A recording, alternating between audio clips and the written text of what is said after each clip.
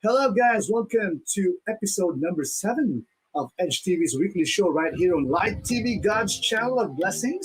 And we are so thankful, syempre. And guys, enjoy. We have another solid hour of nothing but positive, alternative lifestyle.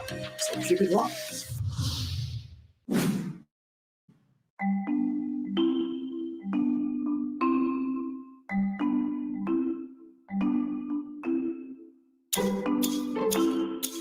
Good morning mga kapets. I want to welcome everybody to the Consult a Vet show. This morning, we are so excited to tell you that we're here all the way from Manila to Chaong, Quezon to welcome our very special guest for today, Dr. Ricky Del Mundo of RNC Rabbitry dito po sa Chaong, Quezon. Doc, batiin mo naman yung ating mga viewers. Good morning po sa inyo lahat and welcome po sa aming munting rabitan. Doc, we are so excited to learn so much from you dito sa pagra-rabbits kasi ngayon po rabbit farming and rabbit meat has been very very popular nowadays. Okay? But I want everybody to know na dalawang klase po kasi yung rabbits na meron po dito sa Pilipinas. Isa po yung rabbits na ginagawa pong pets at yung pangalawa po yung rabbits po na ginagawang for meat consumption. Yung mga rabbits po ni Doc Ricky here in his farm, dito po sa RNC Rabbitry, ito po yung mga meat type na rabbit. Doc, ano bang klaseng mga rabbits to? Anong breed nila? Ito po ay New Zealand White. Okay. Ngayon, Doc, syempre, ako, curious din ako, Doc, eh. Bakit ba ito yung naisip mong gawing negosyo? At paano mo naisip to, Doc? Oo nga, Doc, eh. Tayo, nakapag-try na rin tayo ng layer farm pero hindi tayo pinalad. The same time sa baboy, ganun din, tinamaan din tayo isa tayo sa tinamaan ng ASF. So, ito yung naisip namin na pamalit, rabbitry. Oo, ngayon po napaka-popular na po ng rabbit meat ngayon and may program po yung government para po ma-alleviate yung problema at yung kakulangan sa pork meat ngayon. So, isa pa, di ba, Doc? Healthy to, di ba? Healthy tong meat na rabbit. Opo, sir. Ba yun? Opo, marami ngayon mga health consciousness talaga ngayon eh. Oo. Kasi ang alam ko po si Doc Ricky din, kasi nag-organic farming siya, dito na po nagsimula kung kaya't nag-decide siya na mag-raise ng rabbit farm niya. Doc, gaano ba kalaki itong maganda mong lugar? Gaano kalaki ba ito, Doc? Ito po 1 hectare ang 1 hectare ang lupa. Oo, malaki. Tapos, Doc, may iba ka pa mga tanim dito, no? Tsaka alam ko, meron ka pang layer farm yata dito. Meron tayong nag-start ulit tayo sa layer farm, almost 200 heads, tapos sampagita. Sampagita po. Makikita nyo sa background na nakapalibot po sa housing ng rabbitry ni Doc Ricky. Doc Ricky, papunta pa lang dito sa Chaong, Quezon, super excited na kaming makita yung farm mo ng rabbits. Kaya okay lang ba i-tour mo na kami, Doc? Sige, Doc. Tara, Doc. Let's go mga kapets!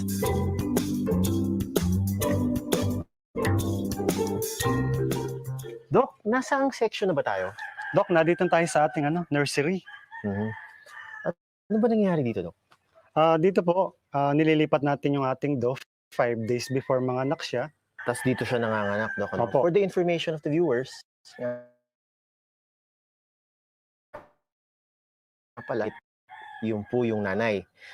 Buck naman po ang tawag dun sa male rabbit. Yung po yung tatay. And ang tawag naman po sa mga baby ng rabbit, ang tawag po sa kanila ay kit. Dok, gaano sila katagal dito bago mo sila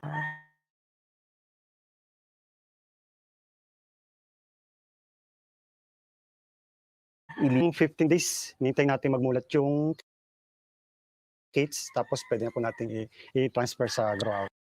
Dok, ilan ba yung mga inahin mo for breeding dito sa iyong farm? Sa ngayon po, so far, nasa more or less 40 yung ating doe. 40. So, Dok, mga ilang beses ba sila nanganganak sa isang taon? Usually, pag binibreed mo yung isang doe, mga ilang beses mo siya pinaanak? Ito po, ang computation natin dito is ang cycle is 70 days. So every 70 days? Opo. Yun ang magandang cycle talaga. Tuloy-tuloy pala siyang manganganak every 70 days. So maraming beses pala yun, Dok. Marami po. Dapat mga more or less 4 to 5 sa isang taon sila manganganak. Tapos manganganak siya ng 5 kada 70 days. So isipin nyo na lang kung gaano karami po yung magiging rabbits nyo pag nag-start up kayo ng inyong rabbit farm. So, Doc, after nitong nursery section, lipat naman tayo dito sa kabila.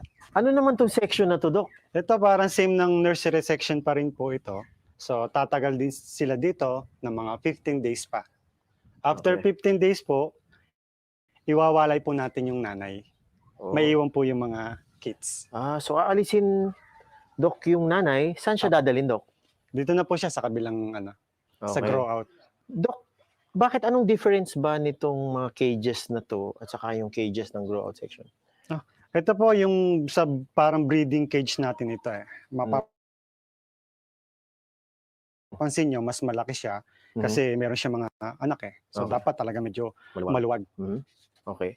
Tapos, mas maliit yung mga... Mas maliit po yung ating grow out na cages. So, Doc, nabanggit mo kanina, nagsistay sila dito ng 30 days. Paano mo minamanage yung pagpapalaki sila after that?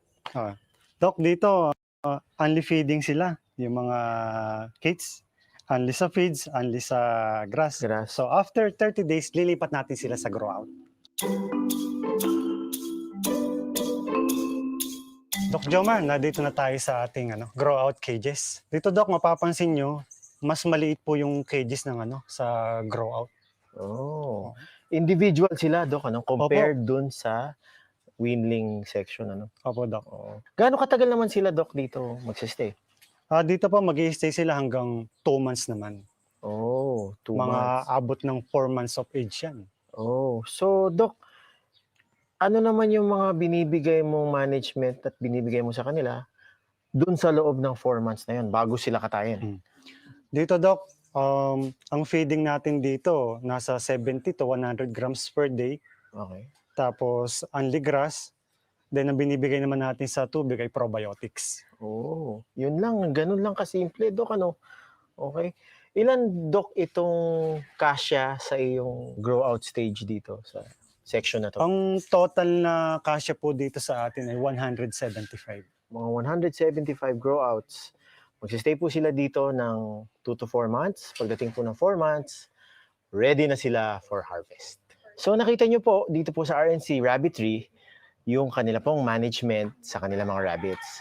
Starting from panganganak hanggang po iwin, pagwawalay, at pagdating po ng grow out hanggang sila po ay katayin. Pero meron pa po tayong tanong.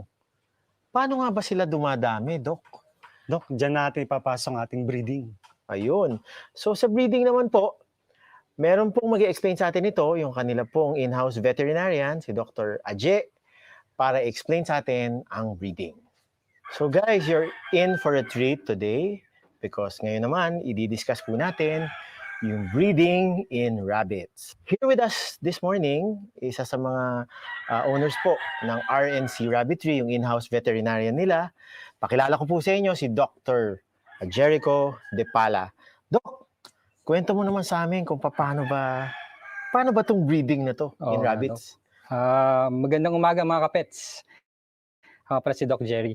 So, sa mga large breed na rabbits, ang ginagawa namin ay nahintayin namin umabot ng 6 months. Oh. So, 6 months maturity. So, after 6 months, i-assess namin yung weight and then titingnan namin yung ari kung ready na for breeding. Oh. So, if ready na for breeding, yung mga specific time namin usually early in the morning. 5 o'clock, 5:30, yung colder temperature. May time Or, pala, Doc, no?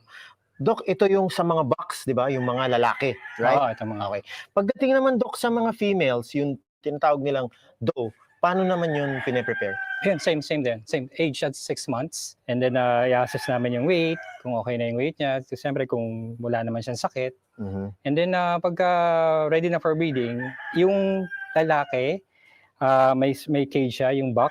And then, yung babae, yun dadali. Dadali namin yung female, babae, yung female, yung doe, dun sa lalaki.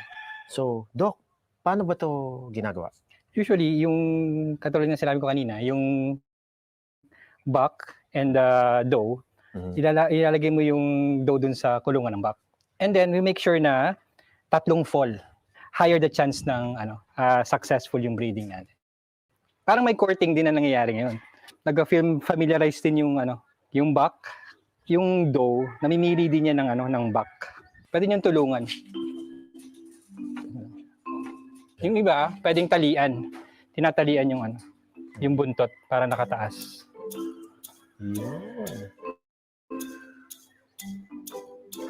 Yan, yung first fall, yung sasabi ko sa'yo, isang fall na yon. So at least 3 fall yung mangyayari. So, Doc, yung explain mo kanina na 3 fall, ibig sabihin, 3 act na gano'n na magfo-fall yung male, yung on the side, back on the side from the female, yun yung magde-determine ng mas mataas na conception rate, no? Oo, naka-deposit na yung niya. Similia na dun sa babae. Yun pala.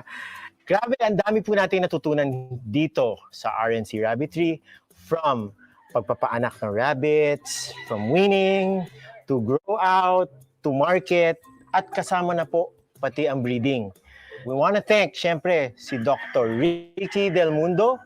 Doc, thank you very much for welcoming us and accommodating us here in your farm, including si Doc Ajay De Pala, who taught us about breeding today here at RNC Rabbitry. But wait, hindi pa po tayo tapos sa ating farm tour dahil po sa next episode, patitikimin po tayo ng isa pong rabbit dish specially made here at RNC Rabbitry. Thank you very much and see you next week.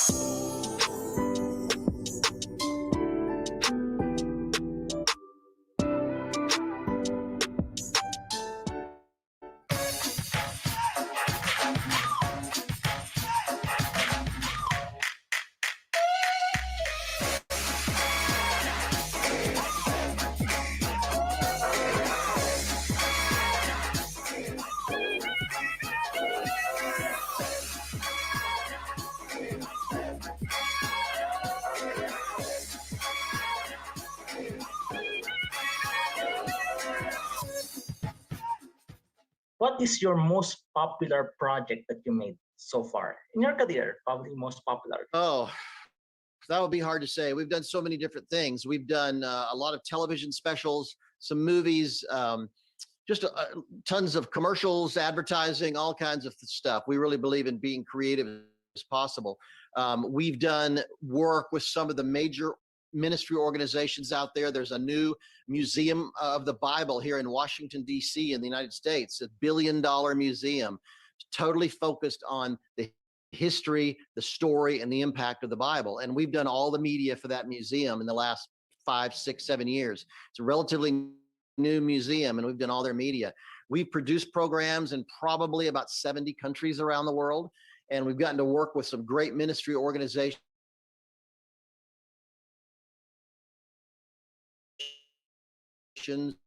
doing some remarkable things. We just finished Christianity in Asia, and right before the lockdown, just last fall, we were filming in, a year ago, we were filming in China, Mongolia, Korea, Japan, and India. And we were telling the story of how Christianity came to the Far East. And so it was really a fascinating documentary. And we love filming those kinds of projects. And then the other thing we do too, Tommy, is we consult with a lot of organizations. When I started out in my career, camera equipment was really expensive. If you wanted to shoot a film or a video, it was very, very expensive. But today, the prices have dropped so much that even small churches have video gear. And so we go in a lot of times and help them, teach them how to use it well, some churches are doing television programs. Some are doing a lot of social media and video. They're developing YouTube channels, and we go in and advise major churches and ministries about how to be more effective with the media, how to get their story told. And I just love doing that. And we travel all over the world. That's why we were in Manila a few years ago. And we just love doing that every opportunity we can get. You know, there's one thing I learned from you also from your career. It's a popular word. It's bootstrapping. Yeah. I've been taking courses in entrepreneurship also. I realized, wow, this is something we Filipinos must learn. Especially we have this tendency that let's wait for conditions to be perfect before we act, rather than let's make most of whatever imperfect condition we have, we make most out of it. And when I was studying it, hey, that's the idea of bootstrapping. And I realized the only way for you to become excellent is you can make most of whatever you have right now. So yeah. Anyway. That's really true. That's really true. And let me tell you, with the advent of mobile devices, mobile phones, anybody can make a movie now. In fact, in the United States, there are 2 film festivals, major film festivals, just for movies shot on a phone. So it's amazing what people are doing out there. And because we do so much social media on our phone, so much video, people are used to seeing that kind of look now. So never ever think you have to wait for more money, wait for a bigger crew, wait for more experience. I always say, just get out there and shoot. Just start filming. Tell the story. Get used to telling your story. I can't tell you the number of people that are making feature films right now that got started shooting on a phone or a super cheap, inexpensive video camera. So you're exactly right. Bootstrapping is about using what you have. Just take whatever you have and going out and telling your story. And it was funny. I was having this conversation just yesterday with a ministry and who wants to do some documentary films. And we were talking about, you don't have to have that super high level of quality anymore. In fact, sometimes it hurts you because people are so used to seeing the reality and the authenticity of social media. So you're exactly right. I would encourage people, don't wait, get out there, start telling stories, start using the media, start telling stories, and you'll start building your confidence, and you'll get better and better and better. Do we still call this new normal? Well, do they this new normal? Good question. I'm getting my last vaccine tomorrow, and so I'm coming out of this. But and I've been traveling the whole time. I've been on airplanes. I've been all over the place, shooting projects, working with clients. I'm a little bit more open, during the pandemic. And so I've always felt like things are moving forward, but I do see that people are getting more confident and they're coming out of this. And I'll tell you this, maybe, and this is our last word, is that for churches and ministry organizations that are live streaming their service, let me just say this. This is not the time to ease up on that. This is not the time to take your foot off the gas pedal when it comes to live streaming. I really believe live streaming worship services, live streaming all kinds of programs is here to stay. And I think we should really focus. We've seen an amazing impact the church had. During the lockdown, Hollywood was shut down completely. And over the last year, the churches around the world have produced more media than Hollywood has.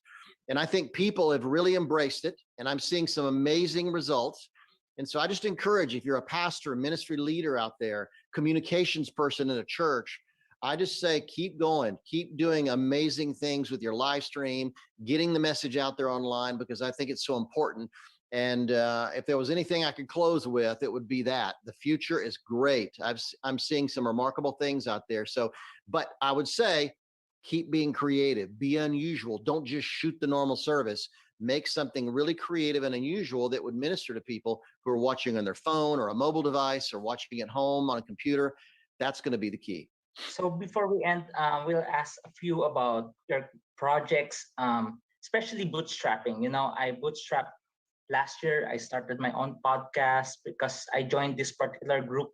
So it's really it's not perfect, but I saw that you have a podcast. What's the name of your podcast? You want to promote that? Yeah, I have a podcast. Well, you can search it. You can search it for Phil Cook. I'll tell you what, if people will go to my blog, it's philcook.com, and I'm Cook with an E, PHILCOOKE.com.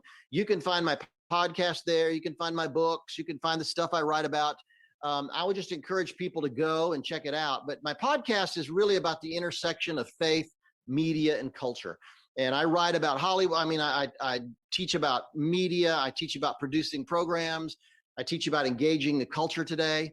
And so I'd encourage people to check out my podcast. I think if you really feel that God's called you into the media in some way, I think it'll help you a lot and answer a lot of questions you have. And I also interview a lot of famous producers and all kind of professionals from here in Hollywood. So I think you'll really enjoy it. So thanks for bringing that up, Tommy. I think people really benefit by the podcast. So I'll repeat that. It's Phil Cook. Yeah, philcook.com is my website. Yeah, philcook.com. And you can go, you can go on iTunes, you can go on YouTube. I have a video version of the podcast on YouTube. Just search for the Phil Cook channel. Same thing on iTunes or Spotify, wherever you listen to your podcast, I'm there. And people can find it pretty easily. In fact, if you just Google Phil Cook, it'll come up. Yeah, just Google Phil Cook. Yeah, there you go. And thank you for your time. Honestly, we appreciate it. Even though we had a confusion, I'm learning from you also. It's really, no, I can't wait to come back to the Philippines. This has been fun. Great questions. And I hope people enjoy it. And I can't wait to get back there. Thank you, Phil Cook. And that's for our segment Edgeclusive. Hope to see you again.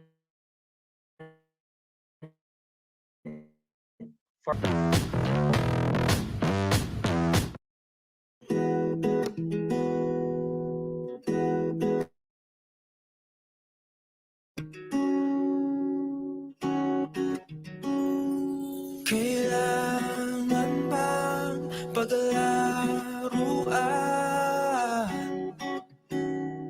ang nararamdaman? Di bale na hindi ko na ipaglalaban kung laro lang sa'yo. Magpapatalo na ako kung laro lang sa'yo. Magpapatalo na ako. Sinong nagsabi hindi kita mahal? Sinong nagsabi hindi tayo magtatagal?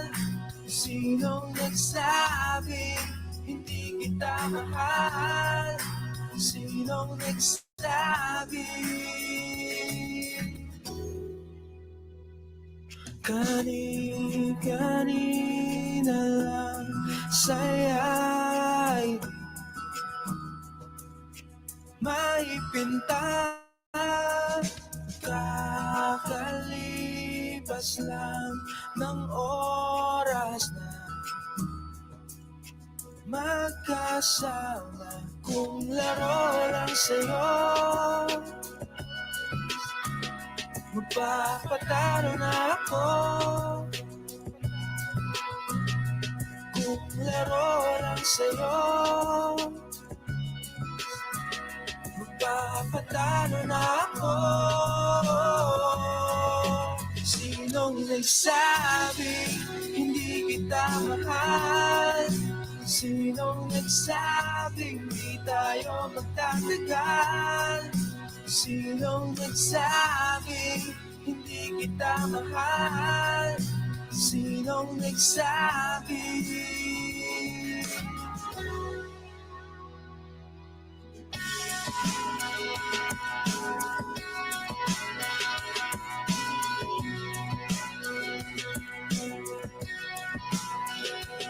kung laro lang sa'yo.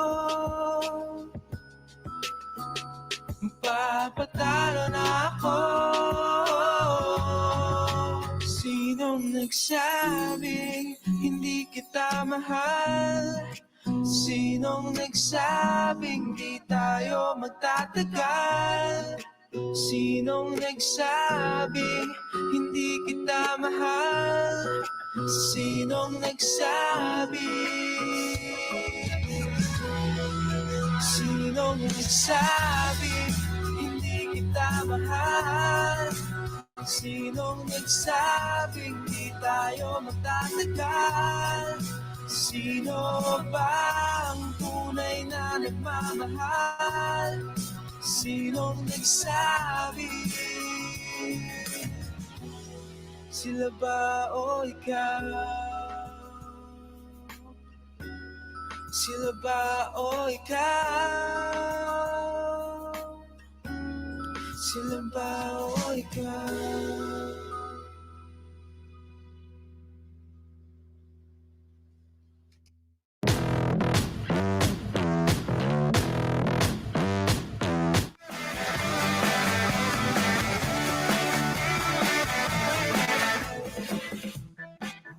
Hey, it's Jazz, and this is Wildlife Matters. In some parts of the world and in some countries, places have gone mask-free, as populations have finally become vaccinated. Now, I don't know what part of the world you're watching this video from, but from where I'm at, it feels like we've gone back to square one. Here in the Philippines, we started March of last year going into the extended community quarantine. I can still remember the fear and the nervousness we had, knowing that we wouldn't be able to go to our jobs, we wouldn't be able to hang out in public places and even in private. Birthday parties, weddings, funerals, they're just no longer the same. And now, reports of a mutated strain, reports of a new strain, there are just so many headlines about how coronavirus isn't just getting better in navigating its way through people's lives, but even stronger and stronger by the numbers. Will coronavirus ever end? Many experts are saying probably not, and that it's just gonna continue to be there like a cold, a fever, and all we can do is try and find a vaccine or a cure. Now, I've already talked about how coronavirus came as a result of our overexploitation of our resources, our disregard for wildlife, and much more. You know, with the illegal wildlife trade and improper practices with the agricultural industry playing huge factors. But I believe that there is hope in people learning. There is hope that the future generations won't do the same mistakes again. Environment. Then coronavirus is just one of many pandemics that are still to come. And you know, since there's already so much negativity in the news around us, let's take this video to a positive note and talk about the best scientific breakthroughs that happened ever since the coronavirus started. So if you're feeling pretty sad right now, you need to see this. Number 1, the giant scorpion. In Sri Lanka, researchers found a new species of scorpion named the Yala giant scorpion. These species are huge, as females can grow to about 4 inches while males can grow up to 3. Scientists have found an interest in studying these scorpions in an island in Sri Lanka, where large forest-dwelling scorpions can be found. Scorpions have caused the death of many people, but despite all of that, humans are still the bigger threat, as these species are threatened by the illegal wildlife trade due to their popularity as pets. Number 2, the Jonas mouse lemur. Madagascar is home to 108 species of lemurs. One group of these nocturnal primates are called mouse lemurs. There are 25 species of mouse lemurs, and they are the smallest group of primates in the world. They are so small that they are about the size of a human fist. I will love you forever and ever and give you all the huggies in the world. And scientists have recently discovered a new species of mouse lemur called the Jonas mouse lemur, which is bigger than the usual mouse lemur and has a reddish-brown body and a white stripe on its nose. It also has really thick fur and very small ears. Now, these guys can be found in only a small portion of Madagascar's lowland forests. However, just like many of its animals, it is still threatened by deforestation. In fact, All 108 species of lemurs in Madagascar are threatened with extinction because of deforestation. And you see, we have so many species and even new species that we need to protect. So should be our goal. Number 3, Bolivian species. In Bolivia, there was an expedition wherein scientists recently discovered so many new species, including a new species of frog, one that measures around 10 millimeters, about the size of an aspirin. Considering how small this creature is, it was extremely hard to find and almost impossible, and it probably wouldn't have been found if it wasn't for the very distinctive sound that it makes. Unfortunately, we don't have footage of that yet. However, the best thing about this expedition is not only did they find a new species of frog, but also 20 other new species, including a new mountain ferdilance, several orchids and butterfly species, and a few species that were once thought to be extinct, including the devil-eyed frog. Now, it's amazing to know that those species that we once thought were gone from the face of the earth were just hiding all along. Number 4, the tree spider crab. In India, a new species of tree spider crab was found on the pillars of a bridge near some mangrove trees by the Chethari River. Now, this crab is very small. It's about 14 by 13 millimeters and has a purple coloration and is the first of its kind that was found in that country. Now, crabs are crucial, especially for mangrove forests, because they keep soil healthy and their diet helps recycle nutrients needed to balance the health of these ecosystems. Indeed, no creature is too small or too insignificant. Number 5, pit viper. In the Himalayas, a new species of pit viper was recently found. These pit vipers are dominantly green, but for the males, they have reddish-orange stripes on their head and their bodies. But the most interesting thing about them is, hold your horses, Potterheads, as this creature was named after J.K. Rowling's Harry Potter series. And it's called the Salazar's pit viper, which was named after Salazar Slytherin. Cool, right? Number 6, a false gecko. In Luzon, Philippines, several new species of false geckos have been discovered. There are now 10 species in the false gecko genus, and all of them are found exclusively in the Philippines. That's right, only in the Philippines. The 10th false gecko to have been discovered and named is called the Bicol hollow-dwelling forest gecko. And the name takes after how these geckos like to hide in hollow areas such as logs. In terms of appearance, these creatures have Y-shaped markings along its tail and golden yellow eyes. They are quick creatures and are amazing at camouflage. And so far, scientists have discovered very little about them in terms of their habitat range and requirements. But hey, discovering about their existence in itself is a win for science and for wildlife. Number 7. In Vietnam, an odd species of snake was recently discovered. This ground-dwelling snake has unusual scale patterns, crazy iridescence, and a lack of bright light photoreceptors, which help it adapt to its burrowing lifestyle. Researchers believe that this snake will pave the way for discoveries about snake evolution, as they think that it has probably evolved earlier than most species of snakes. And like I said, these guys have a burrowing lifestyle, so they spend most of their times underground. And that's why it took so long for them to be found. But nonetheless, what a cool discovery and a way to add spark to what has already been a really dark 2020. Number 8, the Joaquin Phoenix spider. In Iran, a new species of velvet spider was found. It has a strikingly red and white pattern that reminded people of the Joker, who was recently portrayed by Joaquin Phoenix in the 2019 Joker film. And so this tiny spider was scientifically named after the actor as Luridia phoenixi. Not sure if I butchered that. It's so small that it measures only 8 millimeters. It's also the first of its genus to be found outside the Mediterranean. Luridia spiders, or velvet spiders, are a genus of spiders named after the late rock star Lou Reed. These spiders are known to exhibit unique behaviors such as building communal nests and cooperatively caring for their young. Such a cool looking spider indeed. And knowing that Joaquin Phoenix, the actor, is such a huge animal lover, I think the name was well deserved. Number 9, lost and found. The Gutmans stream frog. In the Ala Valley Watershed Forest Reserve in the Philippines, or the AVWFR,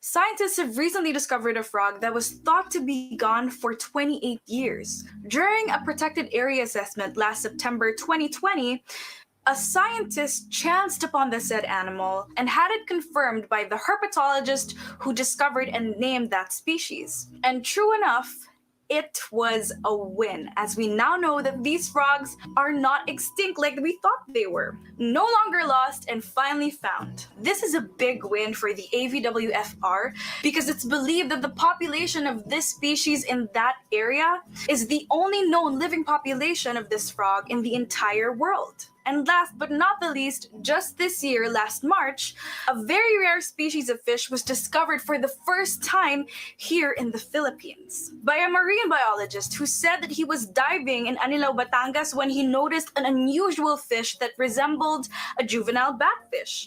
And luckily, he was able to take a single photo of the said fish before it swam away. And apparently, the fish he saw was the rare sailfin velifer. And this was the very first time it has been documented in the Philippines. A fish so rare that even if you try to Google search its images, there are probably around only less than 10 pictures that you'll find on the web. Thinking about this gives me a certain spark of hope, knowing that after all we've done to destroy wildlife, and now that we're reaping the consequences of our bad decisions, it's nice to know that while we're all staying indoors and taking a break from our typical lifestyle, nature is getting the chance once more to just thrive and be what it is. And you know, my heart pours out to everyone right now who is suffering and struggling in this season, and especially my fellow Filipinos, as we are now back, like I said, in extended community quarantine. I know that it's a scary time, and hospitals are full, people are dying, and it seems like we're running out of hope. But hold on to that little hope that you have left. Hold on to hope that the earth is slowly healing, and, you know, slow progress is still progress. Next time, we will be better. We must learn to take care of the planet, because if there's anything that this pandemic has taught us, it's that every piece of wildlife matters.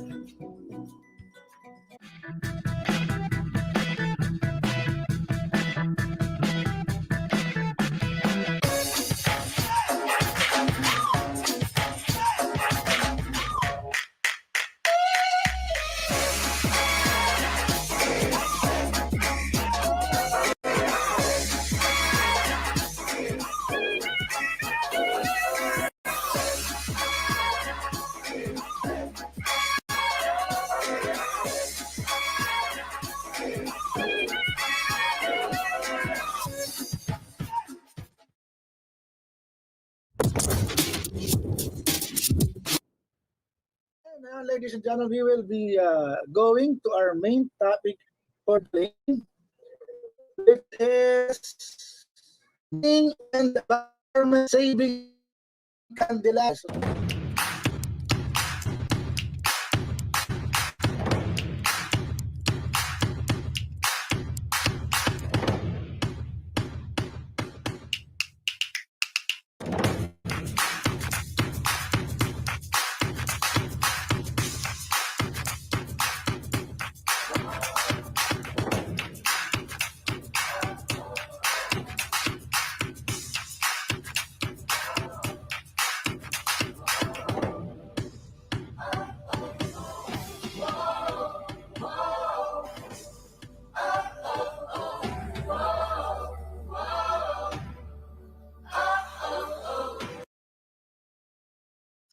So ito po, simulan natin. Papakita tayo ng ating mga ilang videos.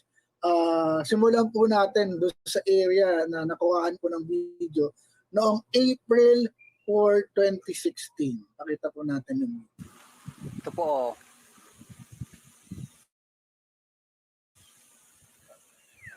Po Kuya Jerry, April 4, 2016. Ayan po.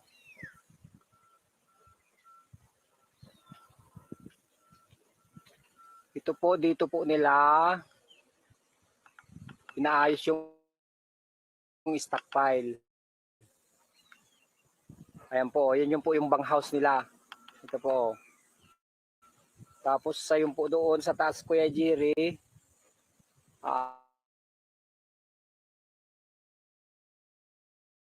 bungkal po yan. Ito pong andito, naghakot ng stockpile. Tapos yung po dito ay naghukay po yun. Yun yung isa doon. Po yan. Ayan mga kaibigan, nakita nyo, yan po ay kuha ng April 4, 2016. I don't know whether there's already a permit during that footage, but as you can see, it has already been, there's already an excavation. Now, there is another video which shows the effect. Yun, ito po yung epekto naman sa lake of the mining activities in Zambales.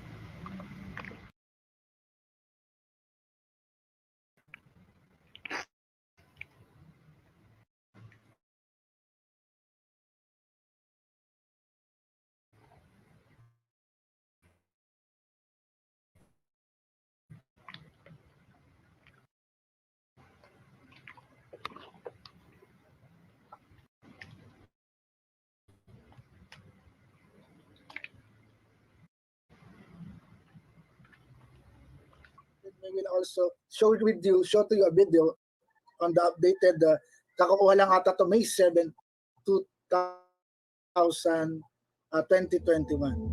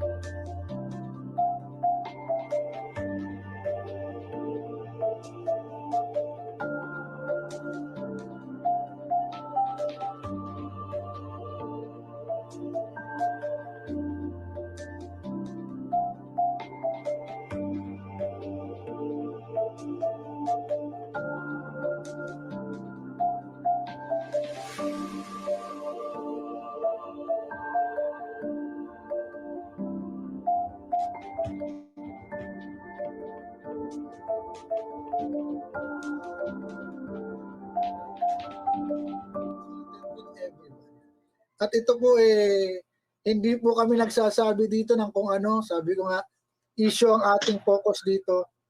At in behalf of everyone here, together with Action Kalikasan and GPP Kalikasan muna, nananawagan po kami sa local government ng Candelaria, sa provincial government ng Zambales, sa DNR, provincial, sa Menro, sa national, maging sa Senate, sa Congress, sa kay President Duterte. Natulungan naman po natin itong mga mamamayan natin. I'm sure marami dito bumoto naman din po sa mga nakaluklok ngayon. I-preserve po natin itong natural resources na ito kasi hindi na po natin to pwedeng ibalik. Kahit anong gawin pagkatapos niyan, pag nasira po yan, wala na talaga. Baka 100 years, 200 years, baka pwede. Pero kawawa naman itong mga ilang henerasyon yun, di ba? 1, 2, 3, come on!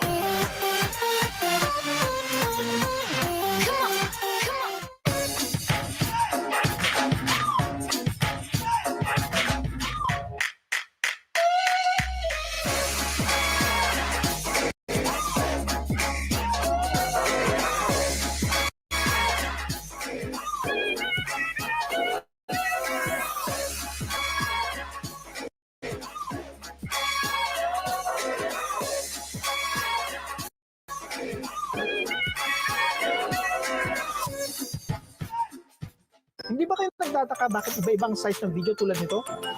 O ito. O ito. O ito. Stay tuned ka lang kasi papaliwanag ko sa iyo ang aspect ratio.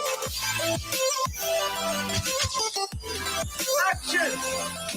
Hey, what's up? This is Gino of GFilms Tips, which are creative tips and tricks for filmmakers and content creators.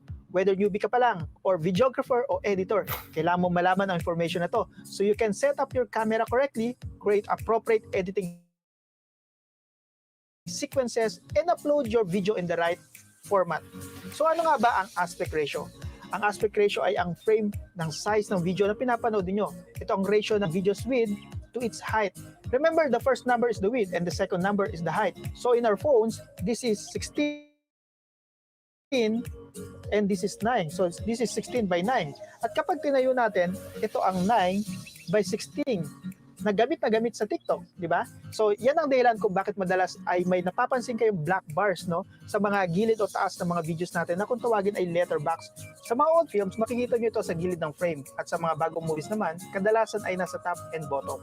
This is different from video resolution which is physical size of your image. 720 HD, 1080 Full HD, and 4K Ultra HD can all have the same aspect ratio.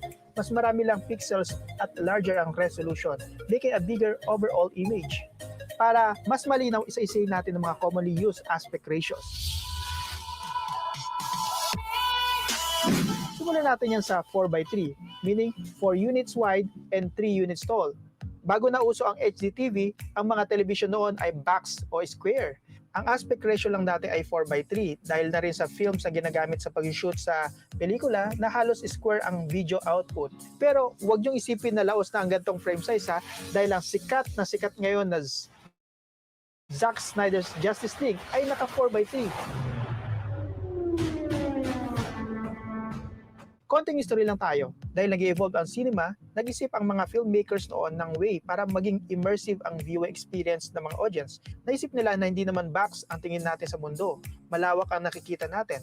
Kaya nagdesisyon silang gumamit ng wider aspect ratio. Kaya ngayon, most Hollywood film ay sinushoot ng 235:1 or 185:1 ratio. Ang 235:1 as known as anamorphic aspect ratio ang unang widescreen aspect ratio na ginamit sa pelikula. It was first seen in the movie The Robe noong 1950s. Aside from this, ang isa pang common na aspect ratio sa film ay 185:1. So ito rin ang pinaka-popular na cinematic aspect ratio. Marami pang klase ng widescreen aspect ratios na lumabas. Ang 259 Cinerama, ang 220 Super Panavision, 276:1, MGM65, pero ang pinaka-wide ay ang IMAX o 143:1. Familiar tayo dito dahil maraming sikat na pelikula filmed in IMAX in recent years like The Dark Knight, Transformers Age of Extinction, The Hobbit, and Interstellar. Ang standard na aspect ratio in all film and digital media today ay 16:9. Kaya ang mga modern TV sets and monitors ay built in this size kasi it can accommodate 4x3 and 235:1 with the least amount of masking, which is yung black bars nga on the side or the top and bottom o kung tawagin ay letterbox. Kaya ang tinutukoy ko kaninang 720 HD, 1080 Full HD, 4K Ultra HD, lahat ng yan ay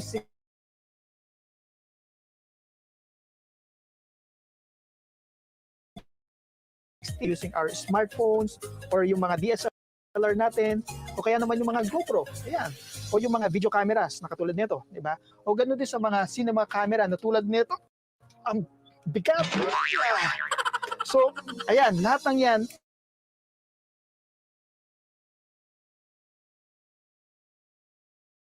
shoot no ng iyong film or video, you have to decide what aspect ratio to use dahil kaya na itong baguhin ang mood ng pelikula mo or feeling ng iyong obra.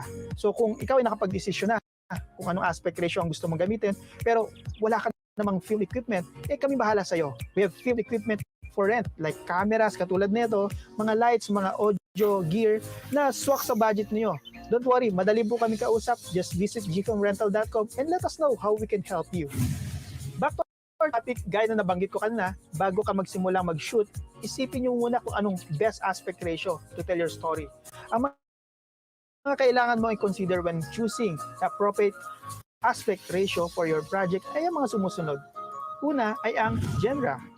May pinagbabagayan kasing genre ang pinagagamitan ng mga aspect ratio.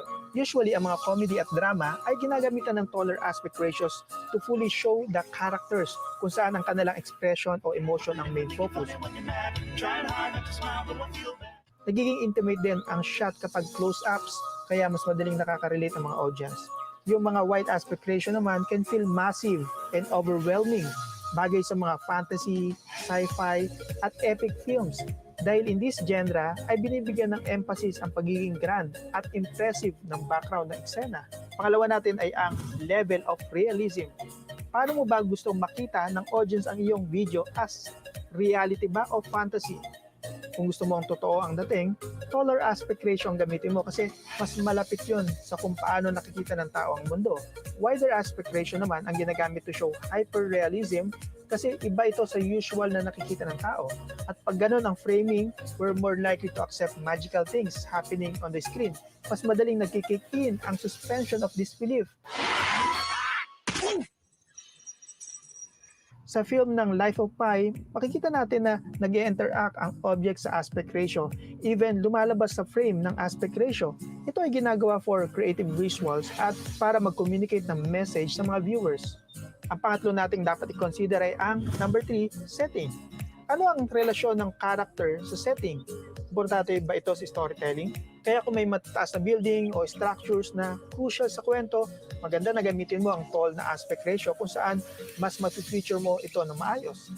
Dito, pinili ni Steven Spielberg ang 2:35:1 dahil ang highlight na kanyang film ay Vehicle Pursuit, kung saan pinapakita niya ang relasyon nito to each other habang nakapila sa napakahabang kalsada.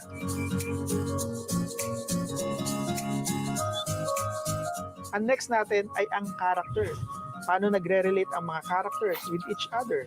If they relate horizontally sa mga gunslingers, sa mga westerns, use wider aspect ratios.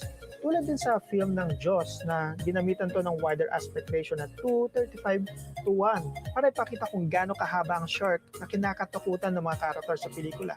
Kung nagre-relate ang mga characters vertically, like yung mga tao o dinosaurs sa Jurassic Park, you need taller framing naman for that.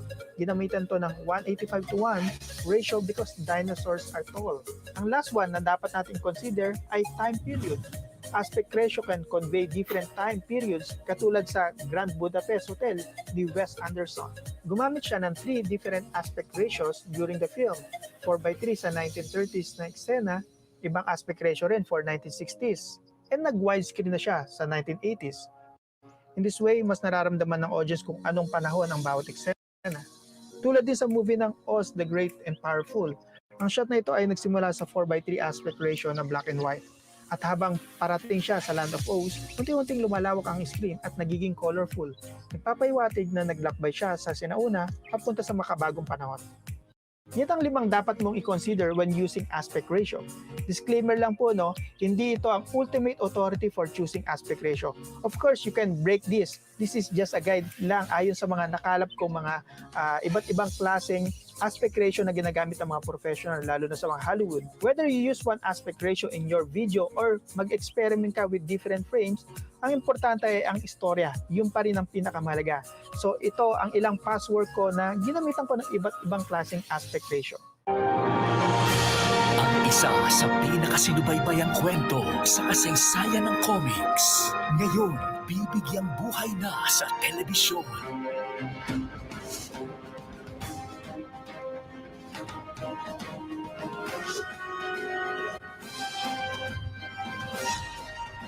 Minahal kita hindi dahil mabait ka. Minahal kita sa taglay mong pambihira. I love you. I hope you enjoyed and learned from this. Kung may iba pang topic na gusto nyong i-discuss about filmmaking, pakicomment na lang sa mga videos natin ha. And I will try my best to give more tips and tricks on the next videos. If you want to learn more about filmmaking, iniimbitahan ko naman kayo to subscribe on my YouTube channel. Pakiclick na rin yung notification bell so you will be notified whenever I upload a new one. This is Gino of GFilms Tips saying, do what you love, you are created to be creative. Action! And that's a wrap. So, guys, catch us again next week. Same time, same channel, same hour. Don't forget, let's all pray for the peace of Israel, the Holy Land. Keep safe also. Bye-bye for now.